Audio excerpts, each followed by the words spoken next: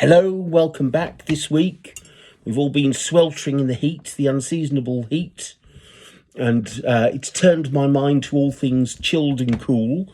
So I want to show you these, and these are very rare, although you'll probably be very underwhelmed when I show you. They're not spoons. Don't think for a moment they're spoons. I'll turn them side on and you can see they're not spoons. Now, the clever silver collectors will know exactly what these are. These are for ice cream. They are a pair of Georgian, George III silver ice spades. And ice spades are very rare things. Basically, from throughout the 18th century and into the early 19th century, the only way you would have a ready supply of ice to make all these ice creams in your kitchen was to have your own ice house, unless it was winter. Obviously, if it was winter, you could nip out and chop a bit of the river up yourself. But if you wanted them throughout the year, you had to gather the ice, or not you, your staff would gather the ice in winter off your lake, because you would have enough money to have a lake, and they would store it in a purpose-built cylindrical underground brick structure which replicated a sort of dark and dank cavern, and they would form one enormous block of ice, and that would often be packed round and insulated with straw. The idea was to make the biggest block of ice you could during the winter, insulate it, lock the door on it, and then it would minimally melt, but you would still have ice throughout the year until next winter's cold weather, where you would replenish the ice house. And it would be this ice that the staff from the kitchen would run out when you were having a banquet and chop a large block off and ferry it back very quickly. And then poor Bessie in the kitchen, the maid, would be churning away for, an hour or two, making your ices. And once made and once kept cold, they would be often kept cold in sort of tin or copper drums in a sort of an ice bath. But when it required serving, that was transferred into a purpose-built, or usually a pair of purpose-built ice pails, which were usually porcelain. And they would have a thick wall and a liner to pack with ice. But the cover, which was flat, would also have a very broad rim all the way round and a long knob handle, and that allowed more ice to be packed in the top. So the whole thing was like a modern day cool box, and it would be taken upstairs. And actually the ice cream, when it was served, as long as anyone didn't keep nattering too much, was quite hard. A little bit like when we get a tub of our the best luxury ice cream out of the freezer these days, which I may well do after this, and try to immediately eat it. You'll notice that a spoon will yield under these circumstances. But goldsmiths knew that, so they made ice spades for your sorbets and your ices and your creams, which were very thick and heavy. Now, don't do this at home, but I'm going to exert a little bit of pressure, and you see that it doesn't move. That's extremely thick stem. They're quite short. They're shorter than a tablespoon, an ice spade, and they have this very sharp edge, rounded edge to dig in and just scoop it up. And they're often of this flattened form. The rounded scoop that we use today is a sort of modern late 19th century invention.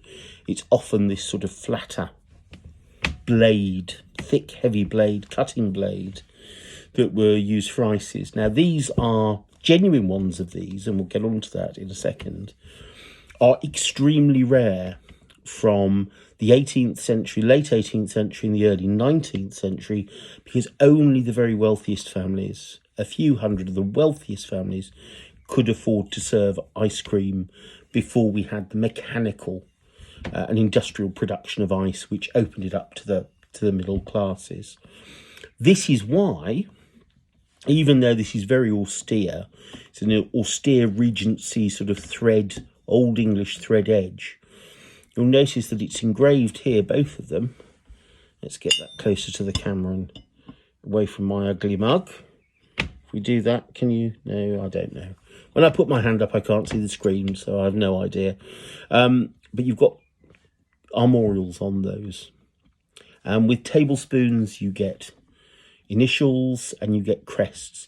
But these are so important for such a wealthy family that they thought nothing of spending that extra money to have their full armorial engraved on each piece. And it's only remiss on my part that I haven't traced it. But it will turn out, I promise you, it will turn out, if you research this, to be an extremely wealthy family that lived in a stately home and definitely had an ice house. Because these, genuine ones of these, are very rare, they're very valuable. A London dealer at the moment is offering a pair of these for many thousands of pounds, you know, more than one.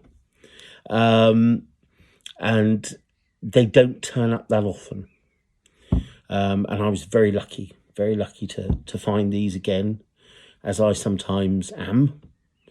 But you have to be aware there are several pairs of these on the market that are not ice spades. Now, for purposes of comparison, I want to show you these, which I just happen to have lying about because they're spoons. And these are Victorian, although they could easily be early 19th century tablespoons. And, you know, apart from the pattern being different, but assume that this is the same pattern as this, they're not a million miles apart. And it has wandered into the mind of those unscrupulous fellows in various corners of the globe to simply hammer that into that. And looking at them side on, you think, well, maybe that's not such a stretch. However, there is a problem, because they are made, or at least wrought, entirely differently. You can flatten this section out, as I've seen, sadly, on many occasions, to resemble this. However, when the genuine one is made, it is shorter in the stem. Not by much, but it's shorter in the stem.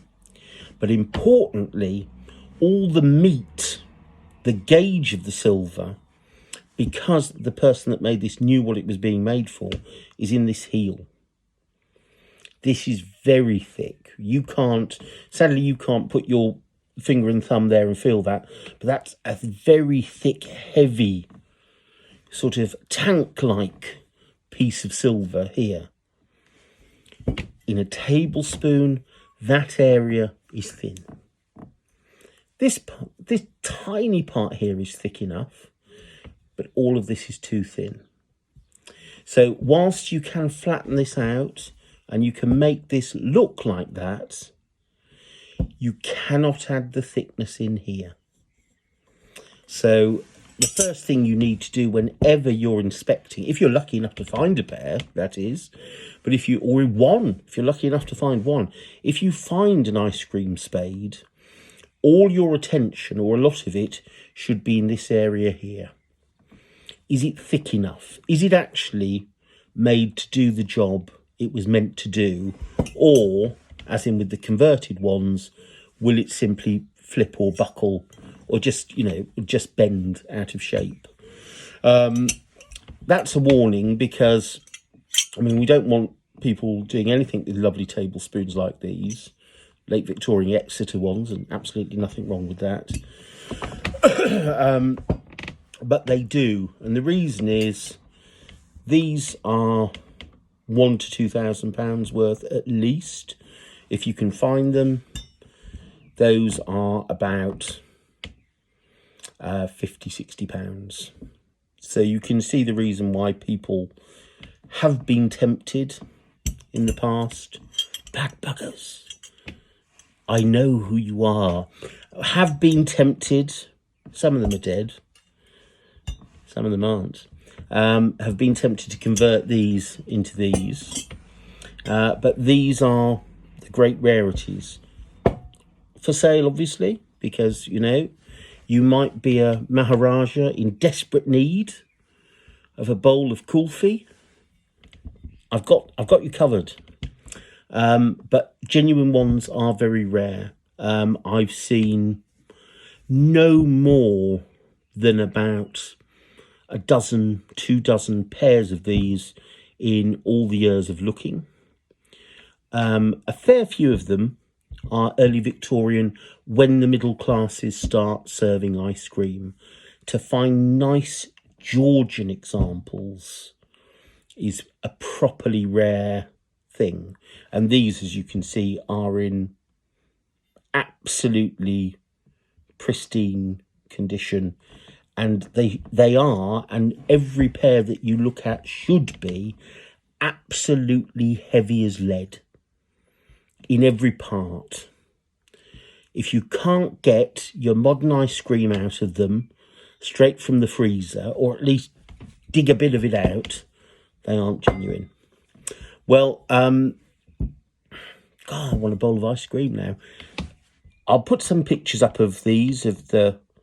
I mean, there's no point me photographing that because it won't look any thicker in a picture than it is. But, you know, just remember, run your finger and your thumb over that, and that should be immovable. A thick, immovable piece of metal that you can't even bend or flex with all your might. No, I mean, don't use all your might. Don't go to a prestigious fair and start trying to bend their ice cream servers. You'll get a backhander. But you get the gist. You can discreetly apply gentle pressure and have an idea of whether they're right or not. But these are wonderful things by William Ely and William Fern, London 1818. I'll put a picture of the marks up and the lovely engraving. But they are just super rare things. So that's for summer. Go out, have some ice cream. I know I certainly will. And I'll see you next week with something else. There's always something else. Goodbye and good antiques hunting.